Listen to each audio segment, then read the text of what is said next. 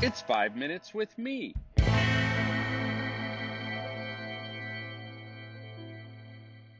Hey, friends. Thanks for hanging out with me for a few minutes here today, approximately five of them.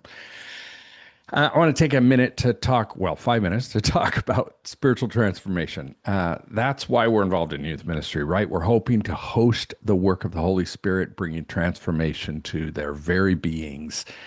So, what's that look like? I believe significant spiritual growth tends to occur most often in four categories of experience. And so the question is, how is your ministry living into each of these? First, victory and success.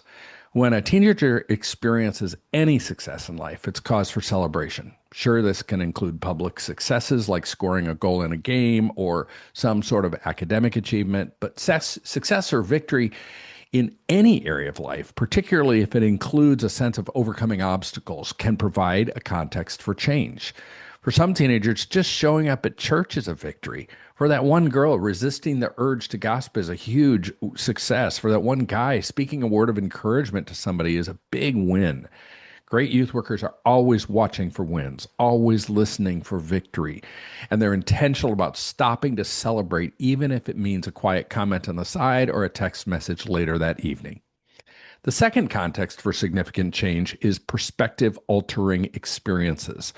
We've all had those moments when the scales fall from our eyes and we see things in a new light. At least in that moment, you fully believe you could never go back to seeing things the old way.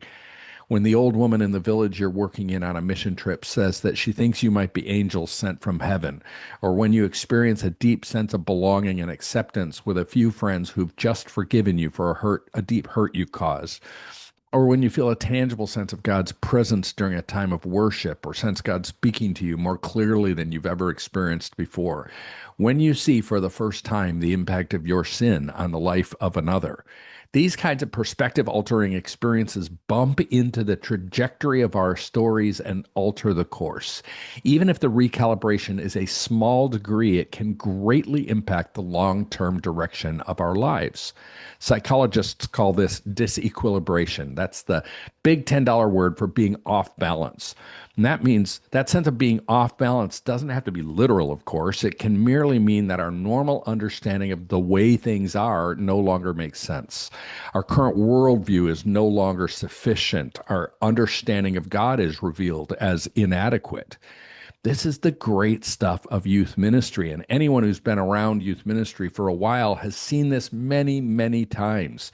It often happens at camps and retreats, almost always occurs on mission trips. Most of our ministries are at least subconsciously aware of this reality and don't miss the opportunity to provide or capitalize on these moments of new perspective. The third context for change is community. We all have deeply embedded in our design desires to be known and to belong. In real community, we experience a satisfaction of those desires. This isn't about being needy. Instead, these desires are a reflection of our being made in the image of God. And deep spiritual transformation often occurs in the context of community. It's the safety of being known and unconditionally loved and accepted that provides the rich soil for internal change. Of course, it isn't the community itself that produces the spiritual change any more than successes or perspective altering experiences can make change happen. Change is God's work through the Holy Spirit. But community, and the other contexts listed here, provides a softening of the heart, an openness of the mind, and a willingness of the spirit that invites God's transforming work. And the fourth and final context for personal transformation is pain and failure.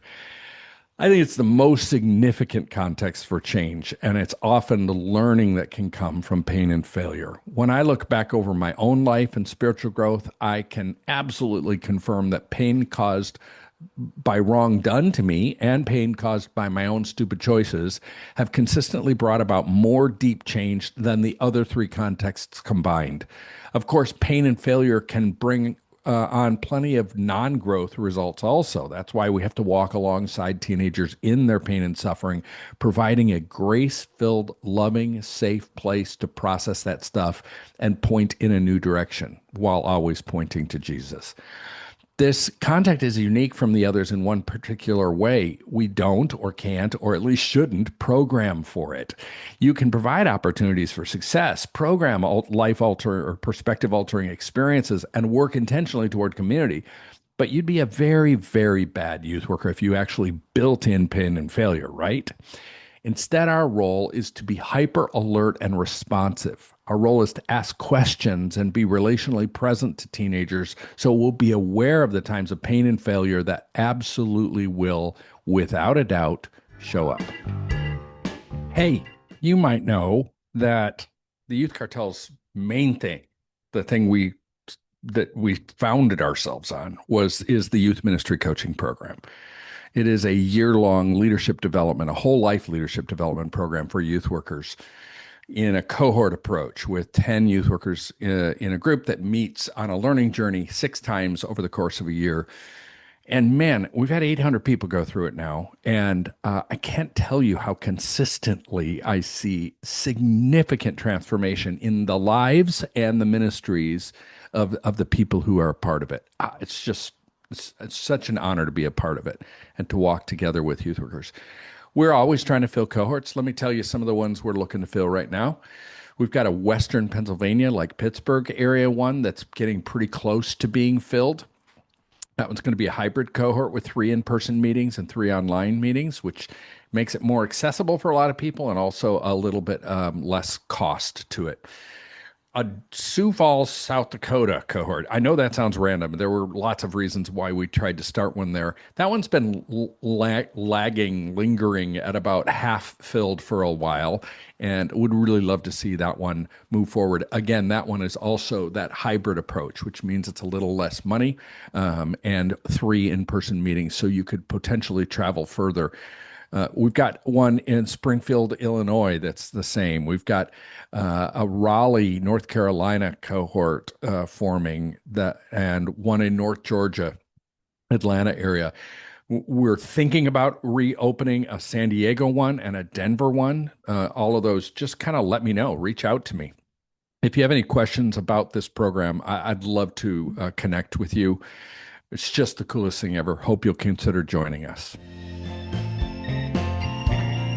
The Youth Cartel Podcast Network.